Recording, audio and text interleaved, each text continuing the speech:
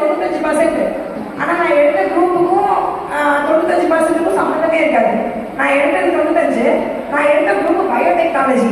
Biotechnology யார் எடுப்பாங்கன்னா கடைசியாக இருக்கவங்க தான் நார்மலி எடுப்பாங்க. மேக்ஸுக்கு பயந்துக்கிட்டு நான் எடுத்த குரூப் தான் பயோடெக்னாலஜி.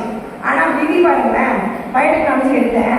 அதுக்கப்புறம் நான் நினச்சேன் கேம்பஸில் ஏதாவது பயோடெக் கம்பெனி வரும், இல்லை ஃபார்மா கம்பெனி வரும்னு நினச்சேன். எனக்கு வந்து பார்த்தா டிசிஎஸ். ஐயோ மறுபடியும் கம்ப்யூட்டரில் போய் உட்காரவே பயம்.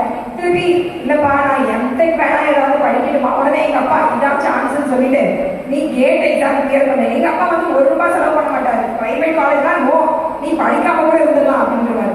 ஸோ ப்ரைவேட் காலேஜில் நோன்னு சொல்லிட்டு அப்புறம் கேட் கிளியர் பண்ணி பிஹெச்டி கிடச்சி போய் ஜாயின் பண்ணேன். சரி அங்கே வந்து ஃபார்மா கம்பெனி வந்து எப்படியும் மறுபடியும் ஐடி கம்பெனி வராதுங்கிற ஒரு நம்பிக்கை.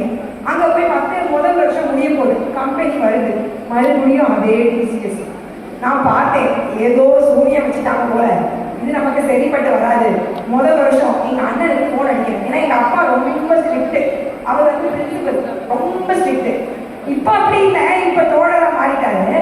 முன்ன ரொம்ப ஸ்ட்ரிக்ட்டு. அவர் அப்படி இருந்ததுனால தான் நான் இந்த இடத்துல நிற்க முடியுது. அது ஒன்று.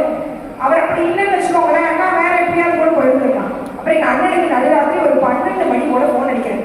அண்ணன் இங்கே தாக்கு பிடிக்க முடியல, சொல்லி கொடுக்கறது ஒன்றும் நடக்கலை, நான் வந்து வீட்டுக்கு வந்துடுறேன் அப்படின்னு. எங்கள் அண்ணனுக்கு ஒரே பயம். 12 மணிக்கு ஃபோன் பண்ணி இப்படி சொல்கிறேன், என்ன பண்ணுறது அப்படின்னு கேட்குறேன். உடனே நான் சரி கொஞ்சம் ஆற போடுவோம், உடனே பயப்பட கொடுக்கக்கூடாதுன்னு சொல்லிட்டு விட்டுட்டாங்க. அடுத்த நாள் ஒரு 8 மணிக்கு ஃபோன் அடிச்சு நைட்டு. அண்ணன் நான் திரும்பியும் வரேன் அப்படின்னு. எங்கள் அண்ணன் செல்லமா பொக்கே கொடுக்கணும். பொக்கே வேண்டாம் ரிஸ்க்கு அப்படிங்கிறான்.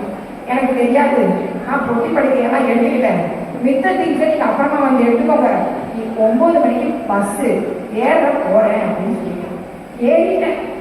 ஏறிட்டு அண்ணனுக்கு திரும்பி